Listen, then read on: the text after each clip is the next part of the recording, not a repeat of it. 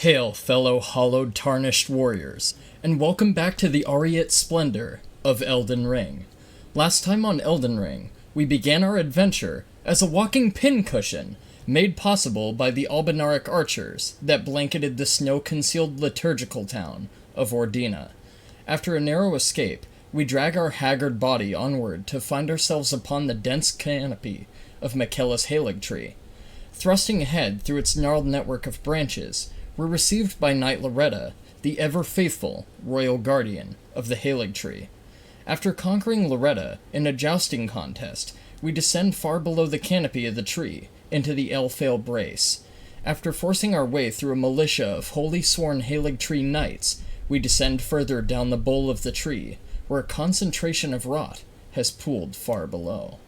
Navigating the narrow network of branchlet, we find ourselves at the trunk of the Erdtree, resting place of Melina, the demigod who once fought the mighty star-scourge Radon to a standstill.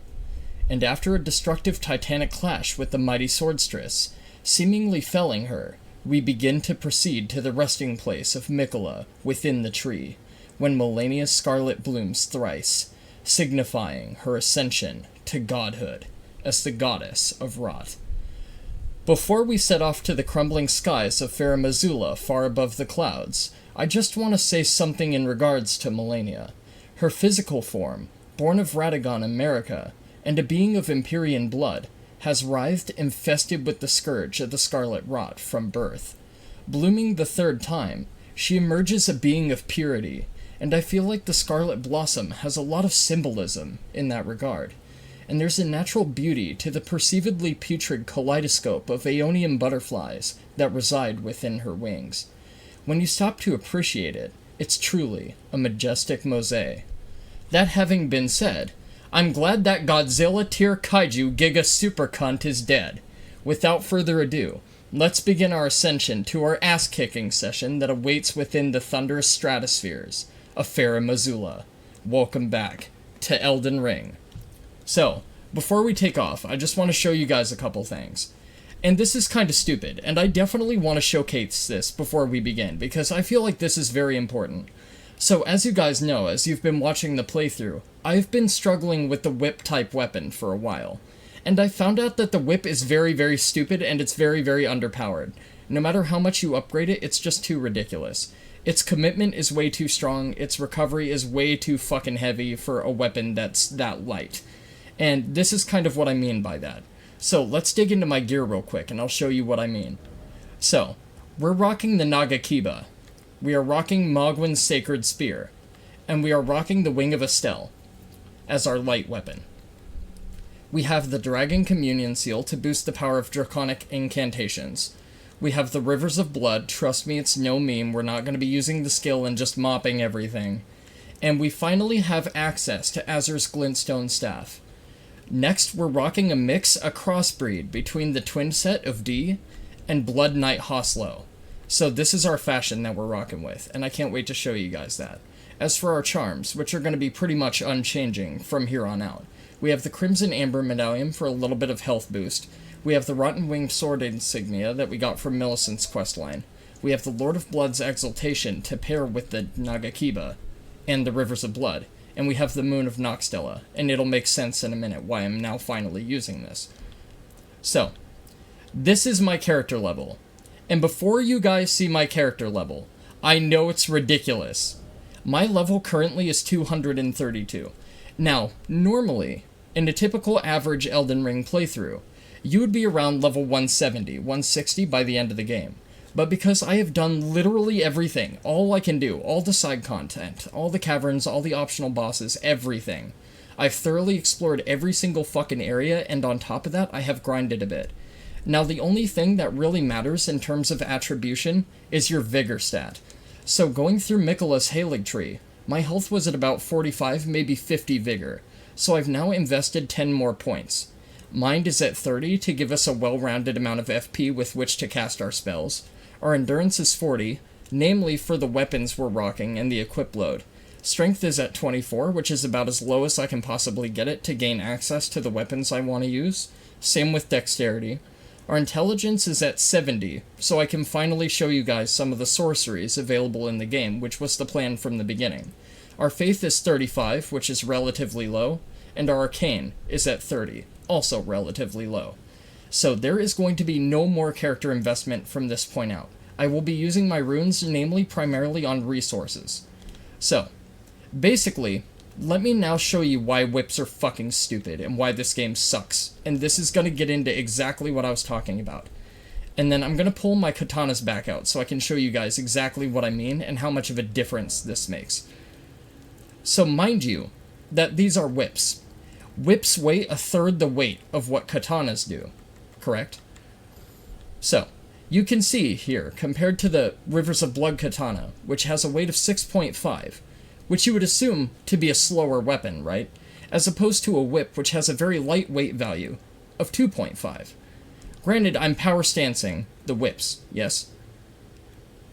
So, basically, check this bullshit out. This is my whip commitment. Do you see the recovery on that and how slow these weapons swing?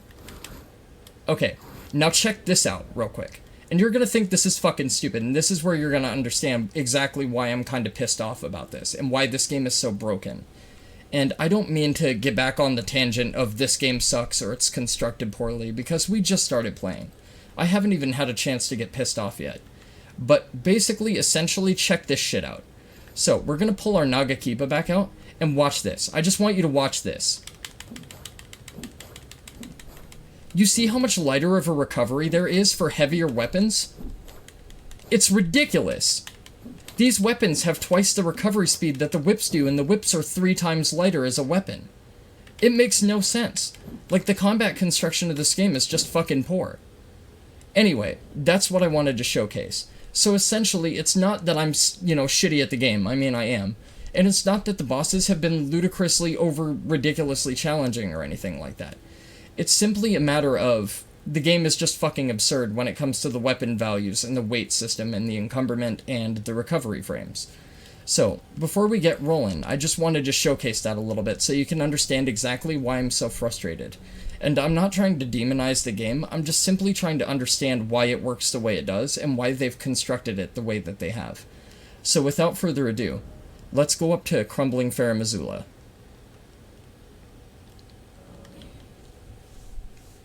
But that shit kinda pisses me off. Constructively, I'm sure you can understand my criticism in that makes no sense at all. That makes 0 sense, that a weapon with 3 times less weight than a katana has more recovery frames, and the swings are a lot slower. In my opinion, whips should be about 30 to 40% faster than what they are. So whips are just a super gimped weapon, it's kinda ridiculous. So we're opting for dual katana instead, because it just makes fucking sense.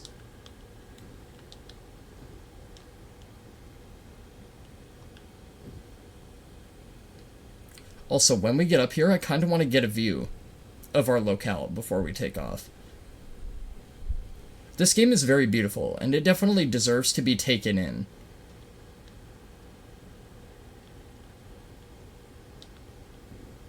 Oh, this is a dragon, I think. Maybe it's a horse. Maybe it's a beast, actually. Maybe it just resembles a beast. I don't know exactly. Forge of the Giants. So we are literally on the highest peaks of the mountaintops right now. And no, I'm not going to jump into the fucking kiln for comedic effect. I know everybody did that on their first playthrough. There's no magical teleporting portal that sends you to some boss or anything in the center. It's just literally magma. It's like a deep-ass crater. And the real reason that FromSoft kills you if you jump in it is because it's too high, and your horse can't climb its way out of it.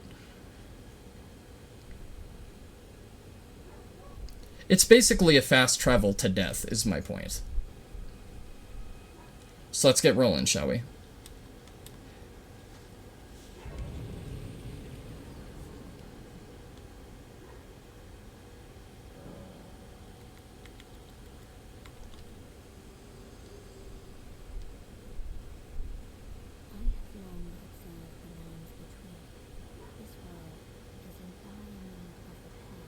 Yeah, our economy's in the fucking toilet. Tell me about it.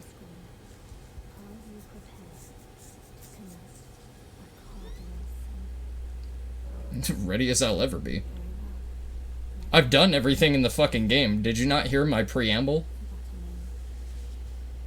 Pretty brutal.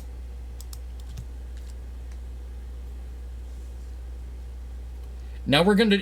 The cardinal sin is actually holding Melina's hand. It's not the burning of the Erdtree. It's touching the hand of a pure white maiden.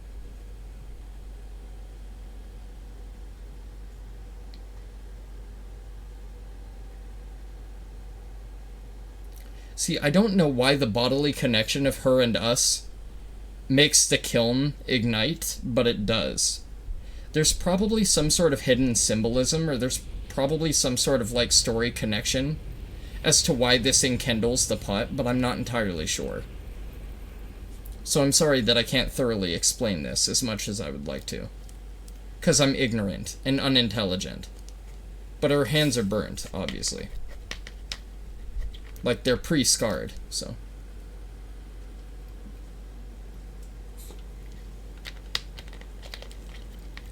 Take thine flame upon thine breast, and ignite themselves in eternal hellfire. Hail Satan, says Melina. Come forth, Beelzebub, from the depths of the abyss. Burn this stupid fucking tree.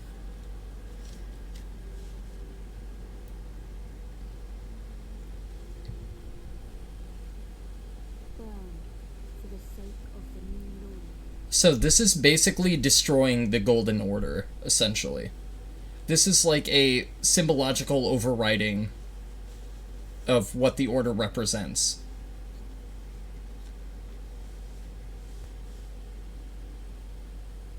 She's pretty fucking calm for being on fire.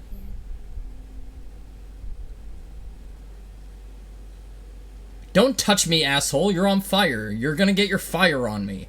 Stupid. Or are we burning too? Are we also burning?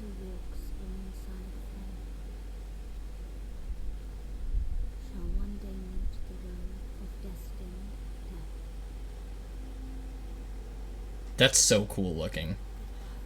That's a beautiful cinematic. That's gonna be the thumbnail for this part, for sure.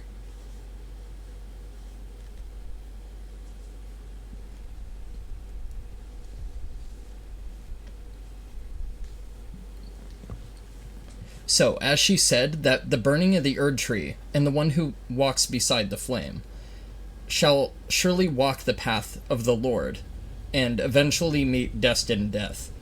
So, that's essentially where we are now. This is essentially the path of the Lord, to my understanding. So, roughly to my belief, this is the former realm of gods, or some shit like that. It's basically a whole bunch of... This is basically fucking Texas, okay? Like, there's tornadoes everywhere, there's fucking crumbling bullshit, there's earthquakes, there's fucking giant evil Giga Beastmen, there's storm warriors with stupid fucking imbued shields and windy powers and shit. It sucks. So welcome to Fara Missoula. This place is evil as fucking shit. I would say it's one of my favorite areas in the game, but that would be a blatant lie, because whoever devised this area is a fucking evil cunt. This place is fucking satanic. Like, I hate this fucking place with every fiber of my being. This place is evil as shit. But it does look really cool, so let's get going. And let's try not to die 2 fucking seconds into it like a dick. It's okay if we die like 5 minutes into it, because this place does get pretty goddamn evil, I'm not gonna hold you. This place is pretty trash. And I don't know how long it will take me to complete this place, but we have a lot of item collection and a lot of explorative discovery and bullshit to do here. Plus, the enemies really, really, really suck. I cannot stress that enough. The enemies in this fucking level are evil as shit. And there's a ton of them down here. Phenomenal. Also, they all hit hard as fucking trucks, by the way. They all literally hit like Mack trucks. I'm not even kidding. Like, this area is fucking ludicrous. So I'm gonna wait for this dude to turn around. I know it's not gonna make a difference. I'm gonna try and bum rush that guy, and then I'm gonna try and kill that dude before that dude turns around. I think this guy already saw me. No, he didn't see me. Did he see me? Dude, he saw me. He's a genius. Okay. This is what we're gonna do. We're doing this.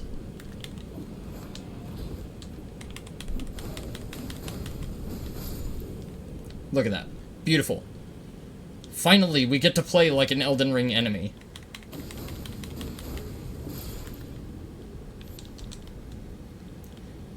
Yes, so welcome to my new setup.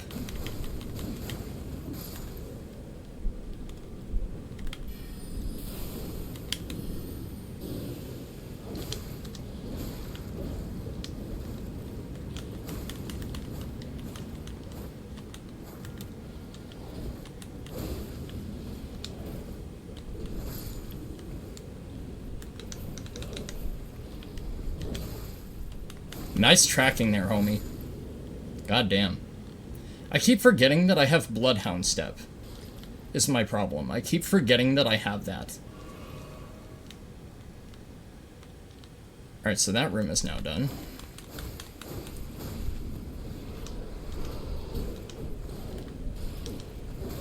Yeah, see, like, these enemies are just fucking ludicrously stupid.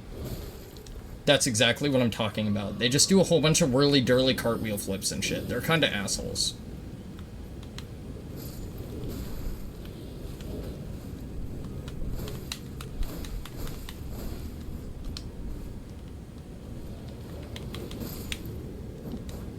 But these beast dudes are fucking literally no joke. They are acrobatic as shit. They've been drinking nothing but protein shakes the entire time they've been up here. They have a whole bunch of crazy sword skills.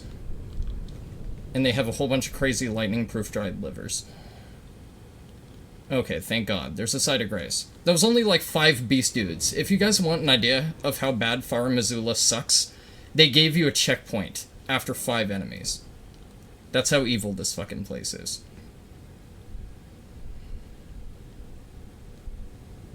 Oh, yes. I now remember why they give you the grace right there. I now remember. I can now recall.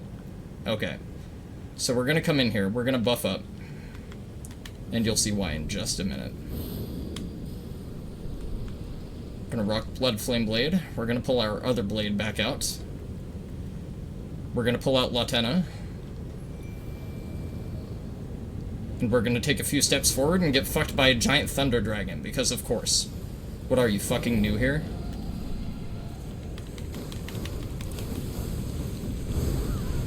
Ow. That shit still hits like a motherfucker, I'm not gonna hold you.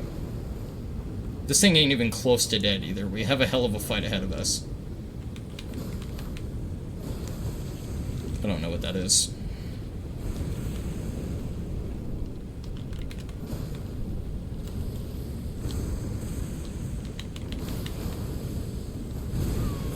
Don't knock me off, you piece of shit.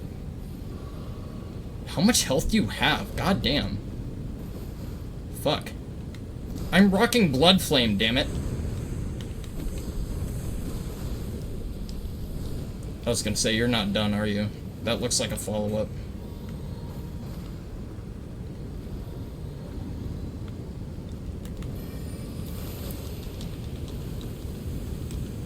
I don't know how the fuck I iframe that. I'll take it, though. Shit.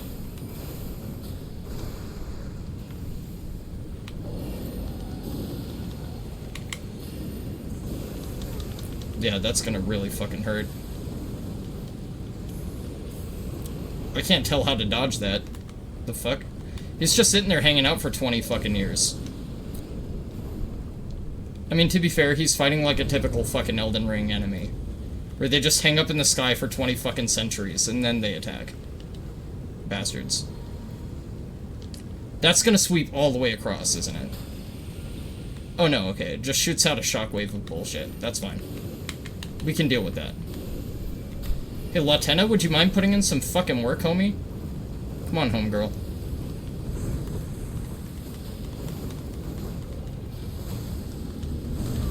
This thing would have been dead 20 times over if Latenna actually fucking helped.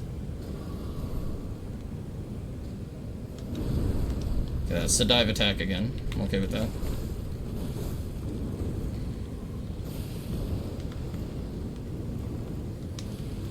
Is that Fire Breath? Yeah, that's Fire Breath, okay. Of course it's Fire Breath.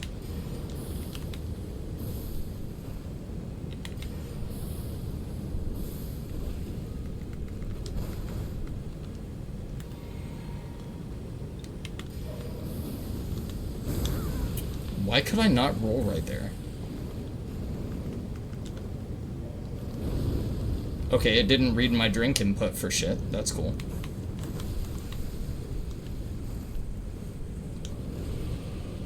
Say, I cannot see how to dodge that for shit.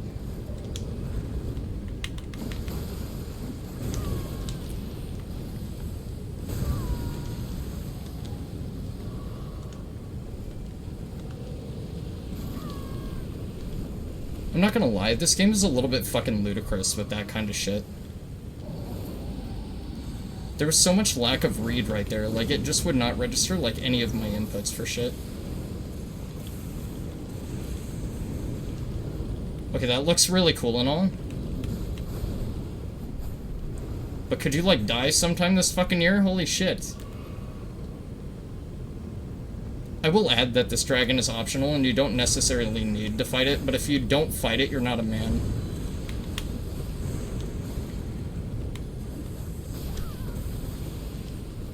Okay, asshole. Have a comment, you fucking dick. Piece of shit dragon, cocksucker. Take that, bitch. Good, I actually needed both of those. That dragon's an absolute bastard, dude. I really don't mind that fight at all, but I don't like him hanging up outside of the camera where I can't see what he's doing. Like, the glide attack where he swoops down is totally fine because it actually gives you an angle to see, and you can time it effectively, but there's no way to time the random shit when he's just hanging up out in the sky for like 20 fucking minutes at a time.